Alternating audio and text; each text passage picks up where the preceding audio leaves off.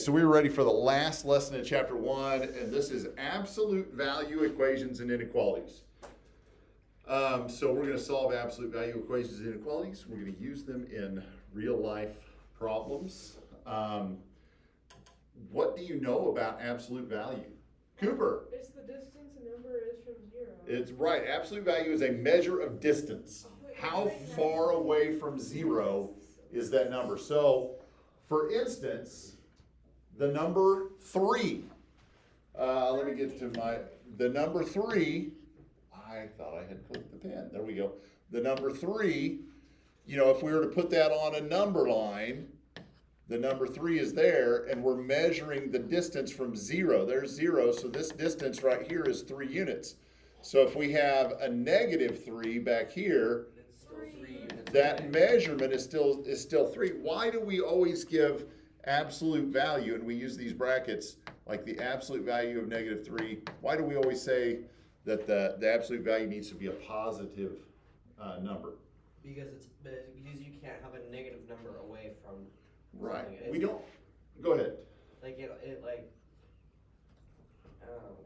Okay. I think I shouldn't have cut you off. We don't measure with negative numbers. I don't say I'm going to walk 10 feet over there and then I'm going to walk negative 10 feet back over here, right? I don't say I'm going to drive 30 miles to Salina and then I'm going to drive negative 30 miles home. We always talk about measure of distance in positive numbers. So that's why absolute value is a positive, always yields a positive number for us. Okay, so that's kind of a little refresher. We did absolute value a little bit in pre-algebra, and I'm glad that you gave some good thoughts there. Good job. All right, so here we go. Let's look at our little warm-up question here. Amelia is participating in a 60-mile spin-a-thon. Her spin bike keeps track of the simulated number of miles she travels. She plans to take a 15-minute break within 5 miles of riding 30 miles. So write a compound inequality that models the number of miles Amelia spins before taking a break. That's a lot of stuff there. So she is going to ride X number of miles, right? We need a compound inequality. 60 miles. She's going to stop. Let's see, within 5 miles of riding 30 miles. So X plus 5, however many miles she rides, she might go 5 miles. I like it better with the 30 and the 5 together. Do you? So hold on just a second. Let me back up a little bit. Where's the button? There it is. I like it better if we talk about just a simple inequality. What in the world? What did I do? Okay, there we go. So I'm trying to write it so that we could do it like this. 30 minus 5 is less than or equal to X, and actually is what it would be. X is less than or equal to what? 30 plus 5. And we can simplify that, obviously, right? It would be 25 is less than or equal to X is less than or equal to 35. Okay? Does that make sense? Compound inequality that represents what she has done. So how is the number of miles Amelia spends before she takes a break related to the amount of time before she takes a break? Colin. The simplest one would just be after 1 hour and 30 minutes of riding, which would be third. Wait, what was it again? It was 1 hour, just to say. After 33 miles or 1.5 hours, she would take a break. Okay, so she rides at a 22 miles per hour. That's 11 miles every half hour. So you're kind of thinking that way. So 3 half-hour sections would be 90 minutes. That'd be 33 miles. Okay. So I mean that's an easy way to come up with like exactly where she's at. But that's the question here is how are they related? So the faster she spins, the quicker she gets to her break time. The slower she spins, the longer it takes her to hit that mile marker, right? Okay, so, yeah, so they're related by pretty directly there. All right, you can use the table to help organize your thinking. Make sense and persevere. About how many hours will Minnie spend before she takes a break? Discuss how you could use your mathematical model to complete the spin-a-thon schedule. So, the rate times the time equals the miles, right? Equals the distance. And our rate was what, 22 miles per hour? Yeah. This isn't Monday, is it? This is Tuesday. I feel like I'm thinking like a Monday. 22 miles per hour, rate times some amount of time gives you a distance, and we wanted it to be either 25 or we wanted it to be 35. So 22x equals 35. Okay? And so if for that one, we just divide by 22. So 25 divided by 22, you got a calculator on you? It's a 1.13636. 1.1, so 1.14. No, wait, hold on. Yeah, I guess. So 1.14 hours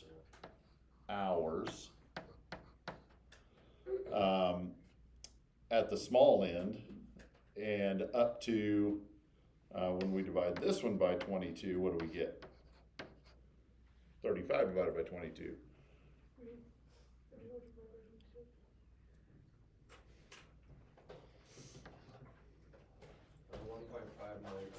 1.59.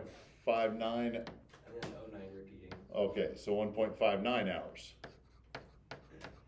So somewhere between 1.14 hours and 1.59 hours. That's a weird way to talk about hours because we don't usually do hours as decimals. But that's kind of the thing that we're going to be doing today. It introduces us to the way, and we're going to we're going to do a better job of setting up some equations as we go through this. But without having looked at the absolute value equations, it makes it a little tricky to set those up. But once we've set up the equations, we'll be in better shape.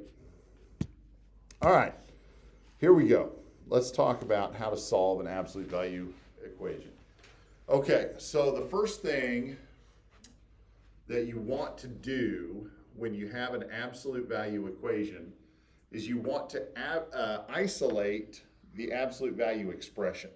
Normally we talk about isolating the variable, but in this case, the variable is inside the absolute value expression, so we want to get that absolute value expression by itself. So we subtract 2. So this one is a simple one. We just subtract 2.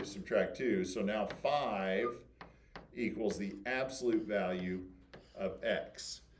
Now you have to think about what could be inside those brackets for x that would give you an absolute value of positive 5, Colin? Positive 5 or negative? Okay, so here's the deal.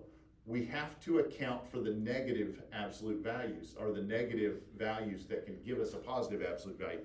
It's hard to say that. So we're gonna talk about case 1 and case 2, okay? Case 1 and case 2, and this is a simple one, it's easy to see, but case 1 is that the absolute value of x is a positive number, right? And so what's inside the brackets, whatever is inside that absolute value statement or that absolute value expression that you've isolated, whatever's in there could be positive, which means that in this case, just x is positive 5.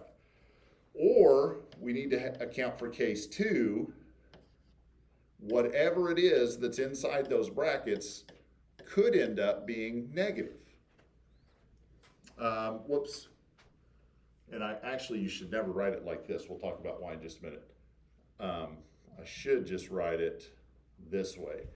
It could be this, okay? And I shouldn't have writ it. Did I just say writ it? Written. Should not have written it with the lines right there.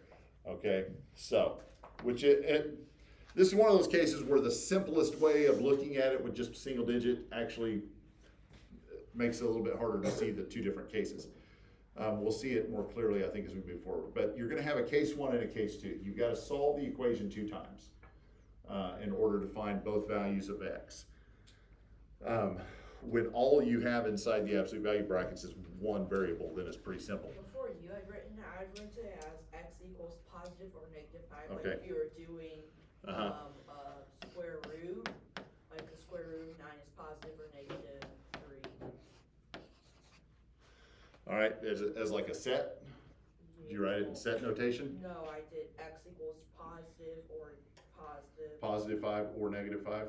oh, like, when you do, square root, how you write it, like, Oh, 3 okay. x, or like, Plus or minus 5? yeah, Plus or minus 5.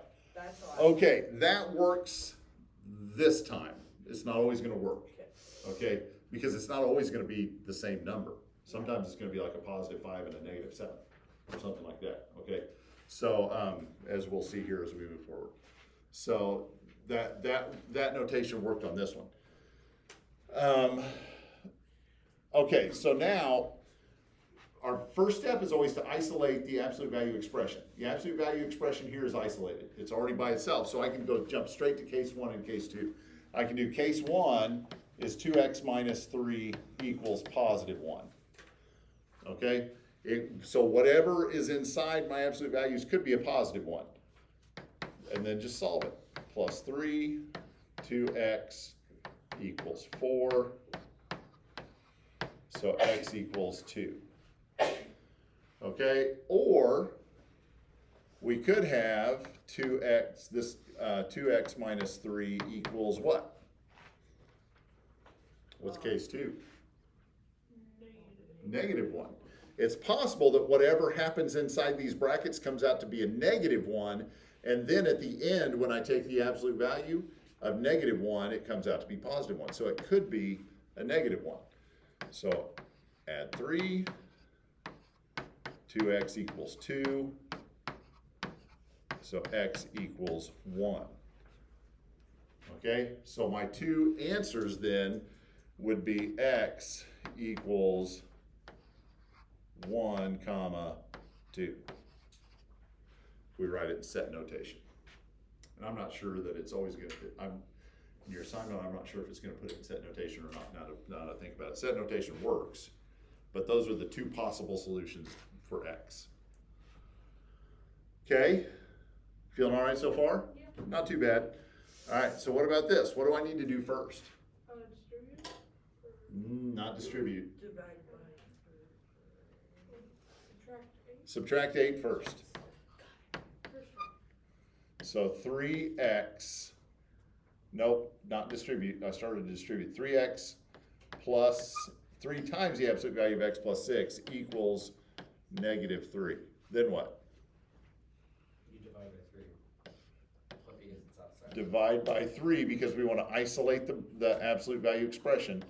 So absolute value of x plus 6 equals what?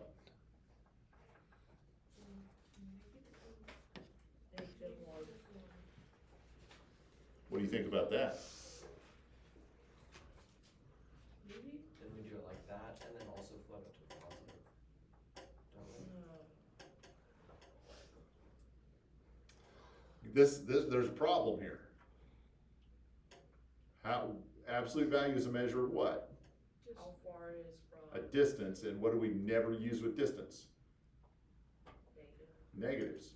So if if the brackets are there, and we end up with a negative sign and the brackets are still there, we got a problem. So you can move the negative to outside the brackets and leave. There's no solution. I mean, this one's broken. There's no solution. Because remember, I made a mistake on this first slide. I said back here, I shouldn't have put those brackets in there, and that's why. I can't put absolute value of x equals negative 5 and have the brackets there, and that makes sense. That makes no sense. Okay, so once you move to case 1 and case 2, you leave the brackets. Brackets don't happen for case 1 and case 2. So if the brackets are there and you have a negative symbol, then that's no solution. Okay, so this is no solution. All right, and it's because of that right there, no solution. With me? All right, All right, let's do a couple of these, just some examples to solve. So, +2. +2. So 8 equals the absolute value of x. This one's a simple one. So x equals what? 8 or negative. -8 or 8. Okay. B, Divide by 2. divide by 2 to isolate the expression. So absolute value of x plus 5 equals 2. Now you've got two cases. So x plus 5 equals +2. So x equals -3, or x plus 5 equals -2, Which is -8. x equals -7. Oh. Yeah, Sorry. yep. So x equals -3 or -7. That's ugly. All right. And then this one, the bracket, it's already isolated, so you just have to do 3x minus 6 equals 12. Oops, it's hard to write down this low on the board. Add 6. 3x equals 18. So x equals 6. Then 3x minus 6 equals -12. Oops. Plus 6. So 3x equals -6. Divide by 3. X equals -2. -2. Mercy. It's hard to write down that low. And then, so x is -2 or +6. Okay? All right, feel good about that? Yeah. All right, here's what a word problem would look like. The cruising speed of Kennedy's boat is 25 miles an hour. She plans to cruise at this speed for the distances shown in the I didn't copy the diagram. It's, which probably would have helped because that would have told us where this 80 and the 10 came from.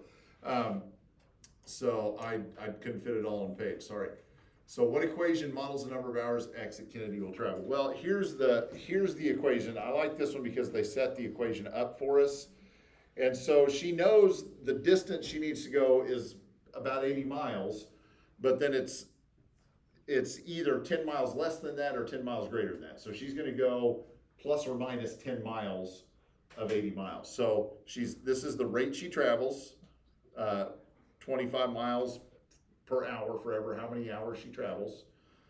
We take away that 80 miles because that's a given. That's like, we know that number. And then what it yields is she's either gonna go 10 miles more than that or 10 miles less than that. And that's why it needs to be an absolute value expression because it's either a +10 or a -10, right? Okay, and so that's how we set up the problem, and then we just solve it. Case 1 and case 2. So 25x minus 80 equals +10. So 25x equals 90. Divide by 25. So what is 90 divided by 25? 3.6. 3.6? Yep. So 3.6 hours. And then we would do 25x minus 80 equals -10. Add 80. So 25x equals 70.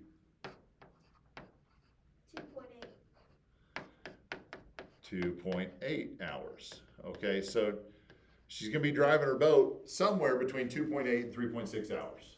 That's how long it's gonna take her to reach her destination. Okay? That's the way those kind of problems work.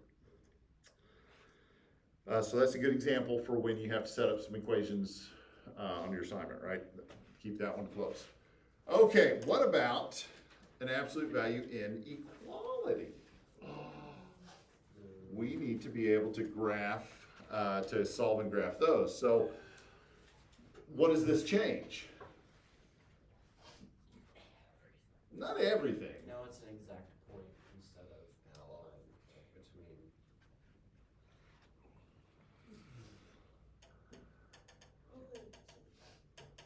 Well,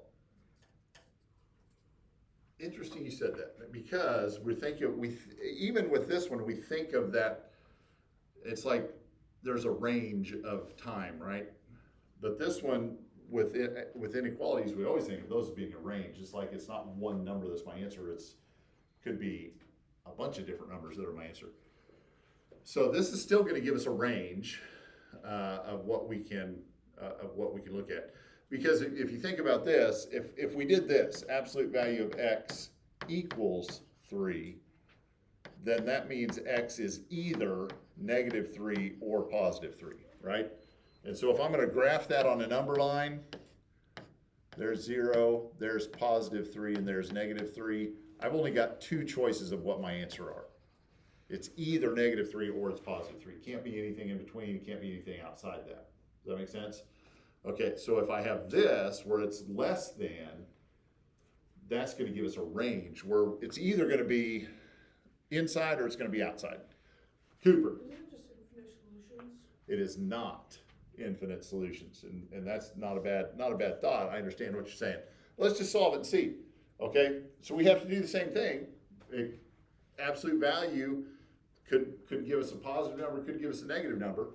Okay, so absolute value, we do x is less than 3, or x is less than what? -3. Okay.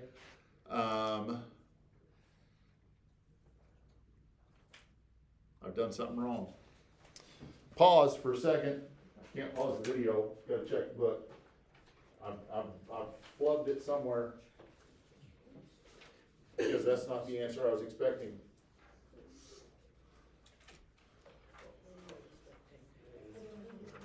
Lesson 1-7. Oh, good. We don't change that symbol. Okay, let's start over. Case 1, I did the wrong thing. Sorry. X is less than 3. We just take what's given us. And then case 2 is x is greater than -3. Why would we change the symbol?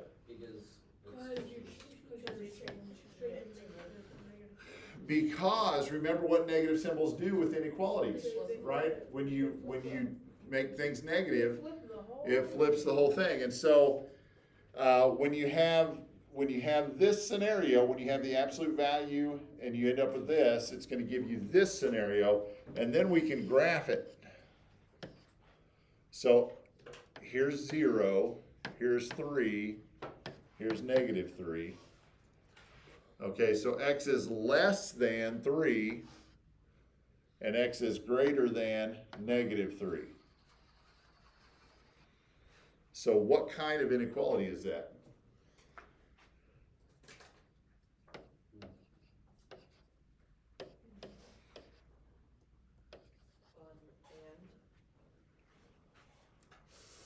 Yes, it is an and statement.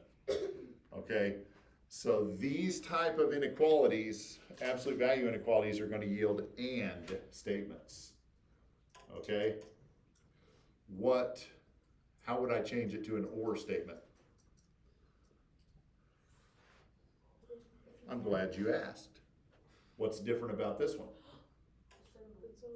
It starts with a different symbol, right? The absolute value is now greater than 3. And so my two statements, my case 1 is, of course, what I've got, which is x is greater than 3, or what? X is less than -3. Okay? And then when I graph it,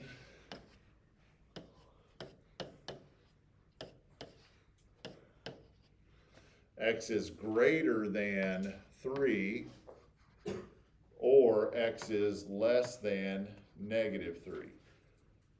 Okay, so x, and I can just put an or there, that works, okay?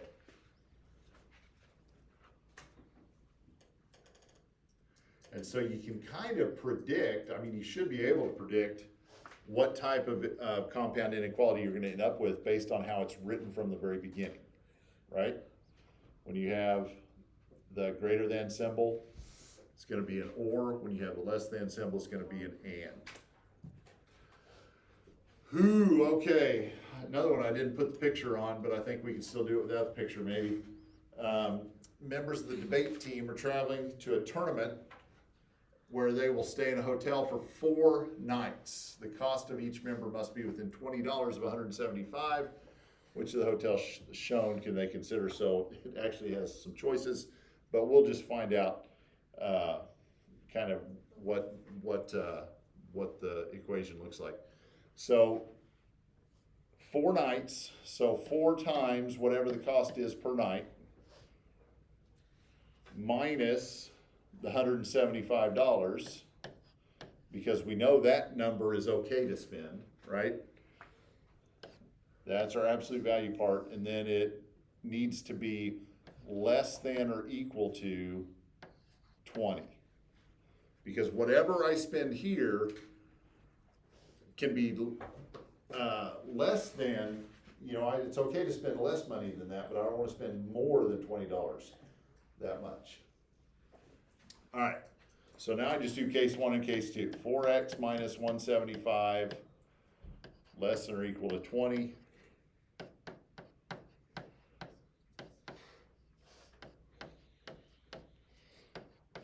X is less than or equal to 195. Benny, go. Divide by 4. 195 divided by 4. 48.75. 48.75. And then 4x minus 175. What do I do next? Flip the symbol, greater than or equal to, excuse me, -20. Add 175. 4x is greater, that's a 4x. I'm not sure how that's a 4x, but I'll fix it. 4x is greater than or equal to 155. Divide by 4. 38.75. 38.75. So we're looking for a hotel. Now, is this going to be an and or an or? It's an and. So we're looking for hotels. If we graphed it, and we had hotels that were like 35, 40, 45, 50. Like hotels, that's the price range of the hotels, right? So from 48.75 to 38.75, anything within that range, we can spend that money, right? Does that make sense? Okay. All right. That's it. That's the lesson. I will send you the assignment right now.